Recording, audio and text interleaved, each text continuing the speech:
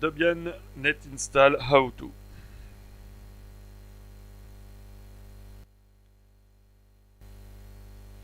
Alors, première chose à faire, c'est pas naviguer dans le BIOS du PC, histoire de pouvoir autoriser le boot sur le CD. On installe le CD, on laisse le CD se lancer.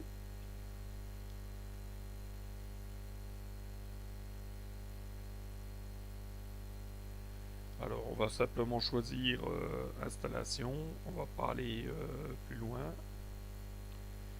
Il suffit de suivre les indications à l'écran. Là, on choisit sa langue. En France, on choisit le français. Voilà.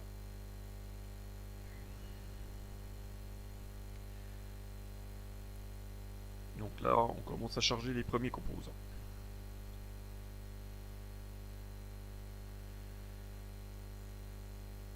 Configuration du réseau. Bon, le PC étant branché en Ethernet, on va laisser donc le système en fait se débrouiller tout seul. Là, il contrôle quelle entrée. Il tente de se connecter en configuration automatique avec une adresse IPv6. S'il n'y a pas d'IPv6, IPv4. Et il se configure sur le réseau avec DHCP. Là, on donne un nom à la machine pour que ça apparaisse un petit peu, de manière un petit peu plus sympa sur le réseau qu'une simple adresse IP.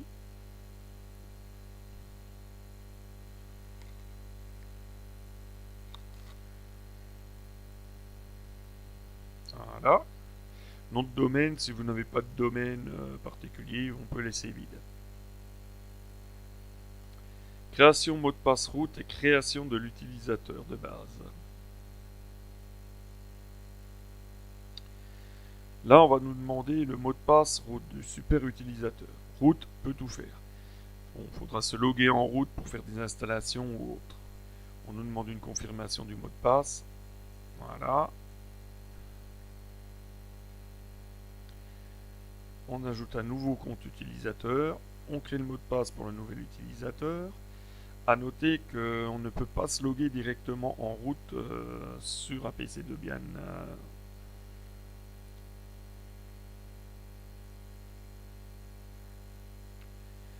Partitionnement du disque dur.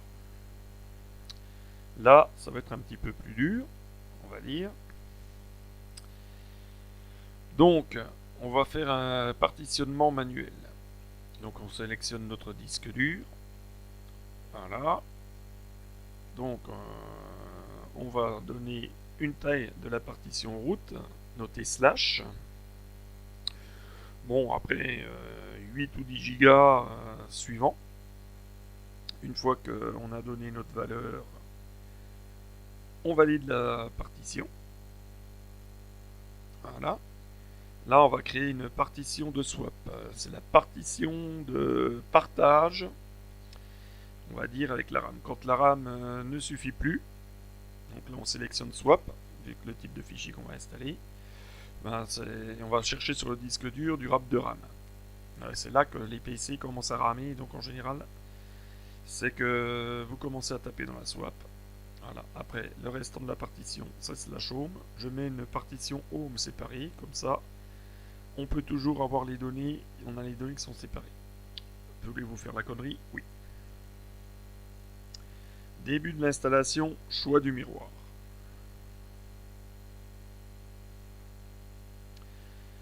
Donc, les premiers, il commence à installer un petit peu tout ce qu'il a installé. Il installe son système de base au démarrage. Voilà. Là, j'ai coupé la vidéo histoire que ça aille plus vite quand même. Donc là, on va nous poser une question. Alors, dans quel pays on se trouve? Et quel miroir? Le miroir, c'est là où on va chercher les logiciels ou paquets à installer. Pas de mandataire. On a choisi notre miroir. On valide. Et c'est parti. Sondage ou pas, et choix paquet installé. Donc là, on va nous poser une question si on veut participer au sondage Popularity Contest, histoire de donner quels paquets sont plus téléchargés que d'autres. Oui ou non, suivant votre humeur.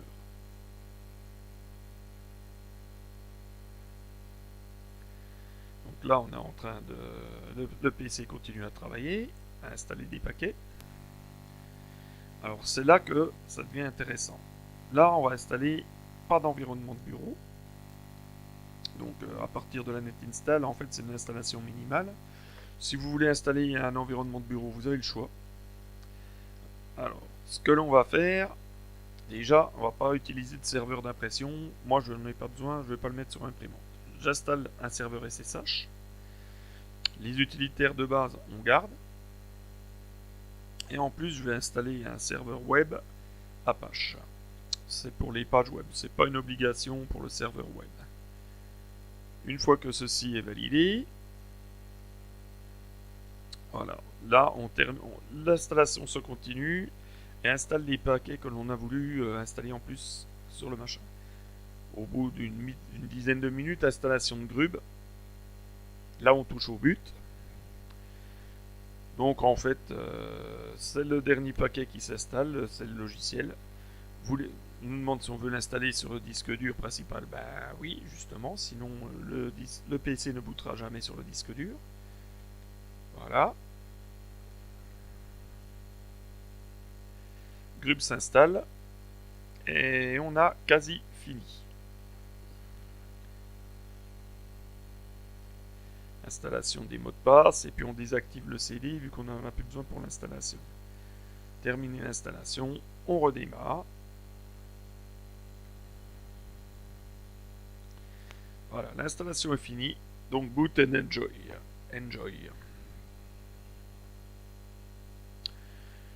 Donc on va démarrer notre Debian toute neuve. Alors le temps que le PC aille chercher ce qui va bien sur le disque dur. Voilà. Bon, je vais pas modifier le BIOS, hein, il boot en priorité sur le DVD, mais c'est pas le souci, vous pouvez booter direct sur le disque dur. Bon, bah, on va booter normalement sur Debian. Le temps que ça se charge. Voilà. Donc il ne nous reste plus qu'à nous loguer. Donc on met notre notre nom utilisateur que l'on a défini au début. Notre mot de passe utilisateur. Et voilà. Donc là, je n'ai pas installé d'environnement de bureau, donc on a un environnement graphique très simple. Voilà.